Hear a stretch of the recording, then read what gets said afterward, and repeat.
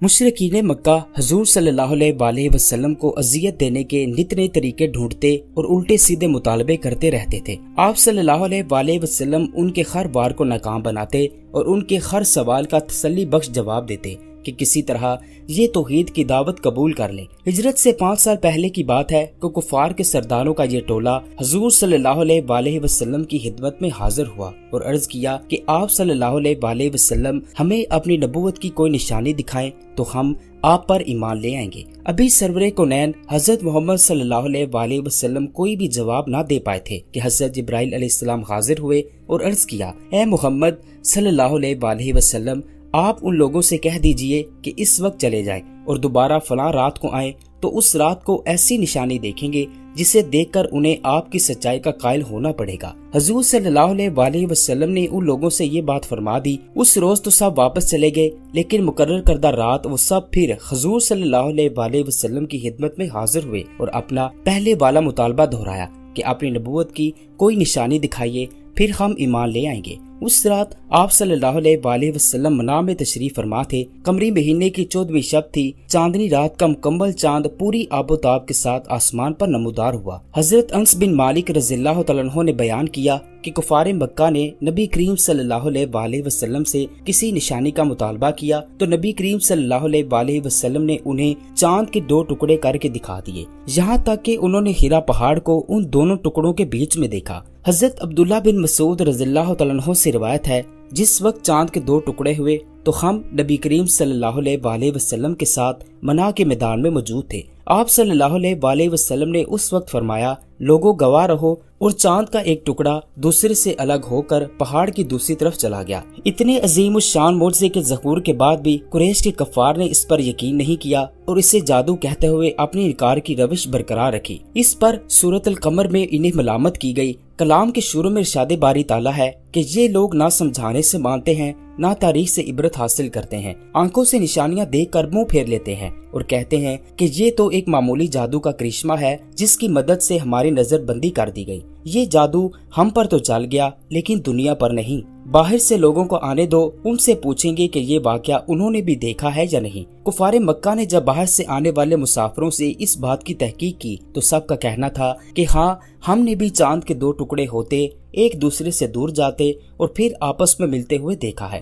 اتنی زیادہ شہادتوں کے باوجود وہ اپنی ضد پر قائم رہے اور اس کھلے معجزے کو جادو سے تشبیہ دیتے رہے۔ سورۃ القمر کا آغاز ہی اللہ تعالیٰ نے معجزہ شکل القمر کو قرب قیامت کی نشانی بتا کر کیا ہے۔ خود نبی کریم صلی اللہ علیہ وسلم کا دنیا میں تشریف لانا قیامت کی بڑی نشانیوں میں سے ایک ہے۔ اللہ نے دنیا میں 1,24,000 نبی اور رسول مبعوث فرمائے اور سب سے آخر امام الانبیاء حضور نبی کریم صلی اللہ علیہ وسلم کو نبی آخر الزمان کی حیثیت سے مبعوث فرما کر یہ سلسلہ ہمیشہ کے لیے ختم کر دیا۔ حضرت انس اور حضرت ابو ہریرہ رضی اللہ تعالیٰ عنہ سے روایت ہے کہ نبی کریم صلی اللہ علیہ وسلم نے فرمایا کہ میرا دنیا میں آنا اور قیامت اس طرح ملے ہوئے ہیں جیسے ہاتھ کی 2 انگلیاں، شہادت اور بیچ کی انگلی۔ حضرت اسرافیل اپنے منہ کے ساتھ سور لگائے بالکل تیار کھڑے ہیں، بس اللہ کی طرف سے ایک اشارے کی دیر ہے۔ جو ہی اشارہ ہوگا وہ سور پھونک ماریں گے۔ قرب قیامت کے اس مفہوم کو سورۃ المعارج میں یوں بیان کیا گیا ہے کہ یہ لوگ تو قیامت کو بہت دور سمجھ رہے ہیں جبکہ ہم اسے بہت قریب دیکھ رہے ہیں۔ مکہ مکرمہ میں باہر سے آنے والے مسافروں کی شہادت اور تصدیق کے باوجود ایک طبقہ ایسا بھی تھا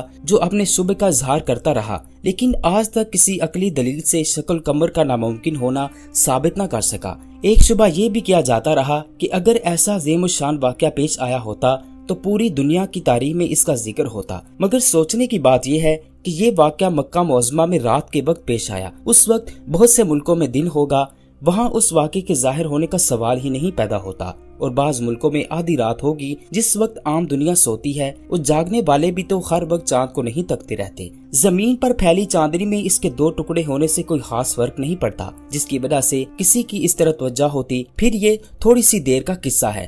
روزانہ دیکھا جاتا ہے کہ کسی ملک میں چاند گرہن ہوتا ہے، لیکن پہلے سے اس کی اطلاع ہونے کے باوجود ہزاروں لاکھوں لوگ اس سے بالکل بے خبر رہتے ہیں اور انہیں کچھ پتہ ہی نہیں چلتا۔ تو کیا اس کی یہ دلیل بنائی جا سکتی ہے کہ چاند گرہن ہوا ہی نہیں؟ ہندوستان کی مشہور اور مسترد تاریخ فرشتہ میں اس واقعے کا ذکر موجود ہے کہ ہندوستان میں مہاراجا مالابار نے یہ واقعہ خود دیکھا اور اسے اپنے روزنامچے میں لکھوایا اور یہی واقعہ اس کے مسلمان ہونے کا سبب بنا۔ تاریخ فرشتہ کے مصنف محمد قاسم تحریر کرتے ہیں کہ 3 صدی ہجری کے شروع میں کچھ عرب تاجر سمندر کے راستے کشتی پر سری لنکا جا رہے تھے کہ راستے میں شدید طوفان کی وجہ سے راستہ بھول کر جزائر مالابار جا پہنچے۔ اس زمانے میں وہاں کا حاکم سامری نام کا ایک شخص تھا، اسے اپنے علاقے میں مسلمانوں کے آنے کا علم ہوا۔ سامری نے مسلمانوں سے متعلق یہودی اور عیسائی سیاحوں اور تاجروں سے سن رکھا تھا۔ اس نے انہیں بلایا اور اسلام سے متعلق جاننے کی خواہش کا اظہار کیا۔ مسلمانوں نے پہلے اسلامی تعلیمات اور پھر پیغمبر اسلام حضرت محمد صلی اللہ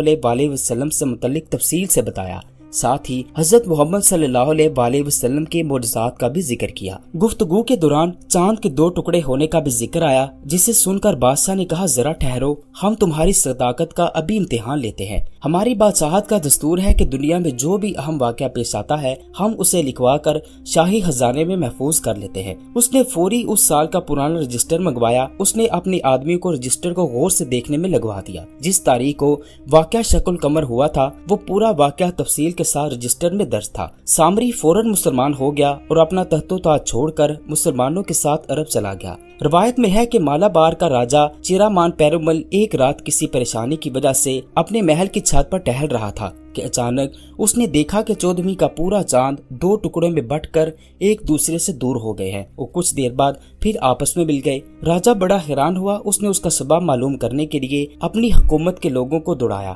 اسے معلوم ہوا کہ ملک عرب میں مسلمانوں کے نبی صلی اللہ علیہ وسلم نے اپنی انگلیوں کے اشارے سے چاند کے 2 ٹکڑے کر دیے۔ راجا اس واقعے کا چشمدید گواہ تھا۔ وہ اس عجیب و غریب واقعے کی مزید کھوج لگانے کے لیے مکہ مکرمہ پہنچ گیا اور پھر حضور صلی اللہ علیہ وسلم کی زیارت کا شرف حاصل ہوا تو اس کے دل کی دنیا ہی بدل گئی۔ اس نے حضور صلی اللہ علیہ وسلم کے دست مبارک پر اسلام قبول کیا اور اپنا نام تاج الدین رکھ لیا۔ اس کا انتقال مکہ میں قیام کے دوران یمن کے شہر سلاطہ کے مقام پر ہوا۔ انتقال سے پہلے اس نے اپنے جانشین کو ایک خط لکھا جس میں لکھا کہ حضرت مالک بن دینار کی مدد سے کیرالہ میں ایک مسجد تعمیر کروا دو۔ یہ مسجد چیرامان جامع مسجد کے نام سے مشہور ہے، جسے برصغیر کی پہلی مسجد ہونے کا شرف حاصل ہے۔ حضرت مالک بن دینار پہلے تابعی ہیں جو تبلیغ دین کے لیے ہندوستان کے شہر کیرالہ پہنچے۔